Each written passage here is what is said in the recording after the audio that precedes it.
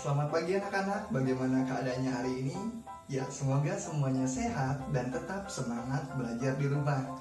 Nah, kita bertemu dalam pelajaran bahasa Indonesia lagi. Masih ingatkah kalian pelajaran kemarin? Ya, bagus sekali. Kemarin kita sudah membahas teks fiksi dan jenis-jenis teks fiksi. Nah, hari ini kita akan melanjutkan pelajarannya, masih tentang teks fiksi. Baiklah, sebelum kita masuk ke pembelajaran hari ini, kita review sejenak yuk pelajaran yang kemarin. Masih ingat? Ya, kemarin kita sudah membahas tentang pengertian teks fiksi, lalu ada unsur-unsur teks fiksi, dan juga jenis-jenis teks fiksi.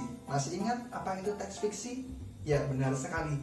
Teks fiksi adalah teks yang dibuat berdasarkan hayalan atau rekaan penulisnya. Adapun unsur-unsurnya, masih ingat bisa kalian sebutkan?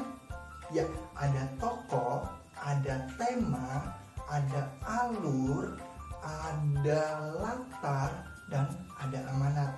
Oke, bagus sekali. Nah, bagaimana dengan jenis-jenis teks fiksi? Bisa kalian sebutkan? Satu saja. Bisa? Ya, benar sekali. Salah satu jenis teks fiksi adalah cerita rakyat. Selanjutnya ada legenda, ada mite, ada dongeng, ada tadi sudah cerita rakyat, lalu ada sage atau cerita panji, ada cerpen, dan ada novel. Bagus sekali, kalian ingat semua. Sekarang kita masuk ke tujuan pembelajaran hari ini. Adapun tujuan pembelajaran pada pertemuan hari ini adalah yang pertama, menjelaskan amanat dalam teks fiksi. Yang kedua adalah menjelaskan dan mengidentifikasi tokoh yang ada di dalam teks fiksi. Dan yang ketiga adalah menentukan karakter tokoh protagonis dan antagonis dalam teks fiksi. Nah, jadi pada pertemuan kali ini ada 3 tujuan pembelajaran yang harus kita capai. Sekarang kita masuk ke materi pembelajaran. Nah, yang pertama adalah menjelaskan amanat dalam teks fiksi. Kemarin Mr. Mandi sudah membahas sedikit tentang amanat. Ya, amanat masuk ke dalam unsur-unsur teks fiksi. Masih ingat apa itu amanat? Ya, benar sekali. Amanat adalah pesan moral yang disampaikan di dalam teks fiksi. Oke, masih ingat tidak amanat dalam kisah Malin Kundang kemarin? Ya, jadilah anak yang berbakti kepada orang tua dan jangan menjadi anak yang durhaka. Nah, amanat di dalam teks fiksi bisa digali melalui tokoh-tokohnya. Ingat, ada tokoh yang baik atau tokoh yang positif, ada juga tokoh yang tidak baik atau tokoh yang negatif.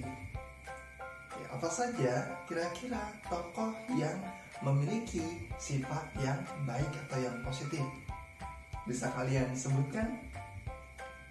Ya, tokoh yang baik, tokoh yang positif memiliki karakter yang sopan, ramah, suka menolong, rajin, dan banyak lagi. Nah, begitu juga tokoh yang mempunyai sifat yang negatif. Antara lain bisa kalian sebutkan pemarah, malas, sombong, pembenci, dan masih banyak lagi. Nah, dari sifat-sifat tokoh tersebut kita bisa gali menjadi sebuah amanat cerita. Yang positif kita bisa menjadikan model, dan yang negatif kita bisa hindari. Seperti itu. Bisa tidak membuat amanat berdasarkan karakter tokoh-tokoh pada sebuah cerita fiksi. Sekarang kita latihan bagaimana menentukan amanat dari sebuah teks fiksi. Oke, Mr. Made akan menyampaikan kisah singkat sebuah cerita. Oke, perhatikan baik-baik. Ketika ayam-ayam sedang mencari makan di hutan, tiba-tiba ada seekor rubah mengendap-endap.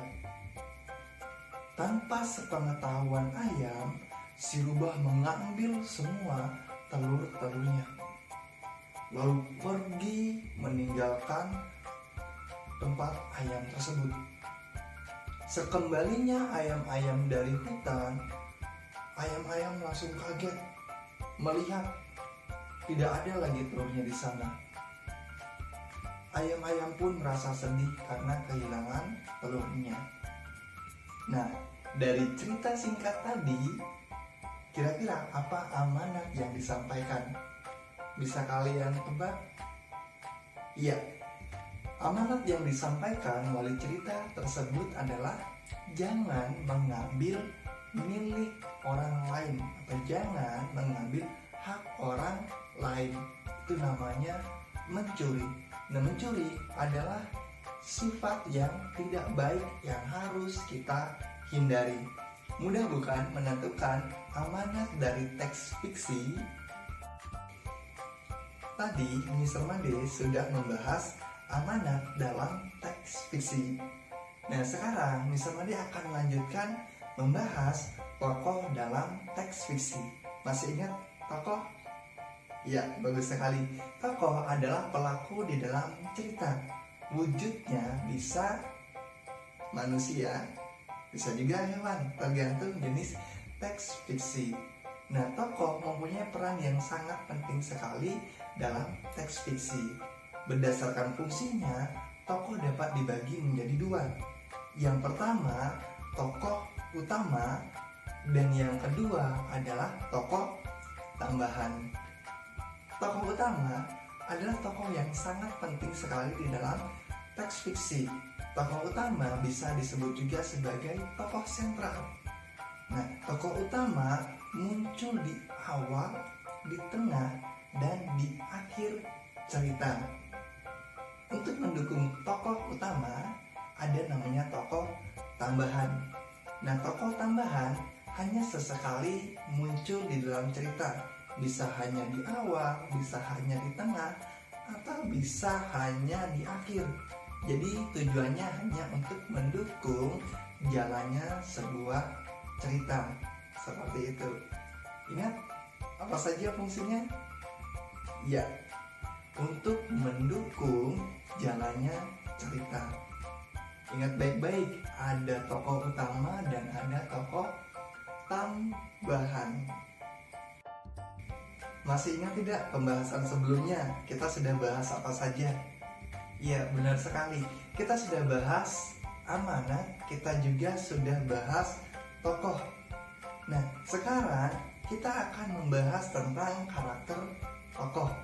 Nah, karakter tokoh adalah sifat-sifat tokoh di dalam cerita. Ada sifat yang baik atau yang positif, ada sifat yang tidak baik atau yang negatif. Nah, contoh-contoh tersebut tadi Mr. Made sudah bahas sebentar. Masih ingat? Ya, bagus sekali.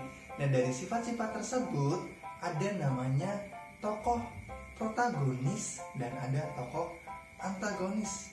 Yang mana yang protagonis, yang mana yang antagonis? Oke, kita ke pengertiannya terlebih dahulu. Tokoh protagonis adalah tokoh yang memiliki sifat yang baik atau memiliki sifat yang positif. Sebaliknya, tokoh antagonis adalah tokoh yang memiliki sifat tidak baik atau memiliki sifat yang negatif. Bisa kalian sebutkan contoh-contoh sifat yang baik dan tidak baik? Iya, bagus sekali. Hari ini kita sudah membahas 3 hal. Masih ingat apa saja? Ya, kita sudah membahas amanat. Apa itu amanat? Ya, bagus sekali. Amanat adalah pesan moral yang disampaikan di dalam sebuah teks fiksi atau di dalam sebuah cerita. Yang kedua, kita sudah membahas tokoh. Ada tokoh utama, tokoh yang sering muncul atau tokoh sentral, ada tokoh tambahan, tokoh yang membantu jalannya cerita. Dan yang terakhir, kita sudah membahas tentang karakter tokoh. Karakter ada 2, karakter protagonis dan antagonis. Yang baik yang mana ya? Jangan sampai tertukar. Iya, bagus sekali.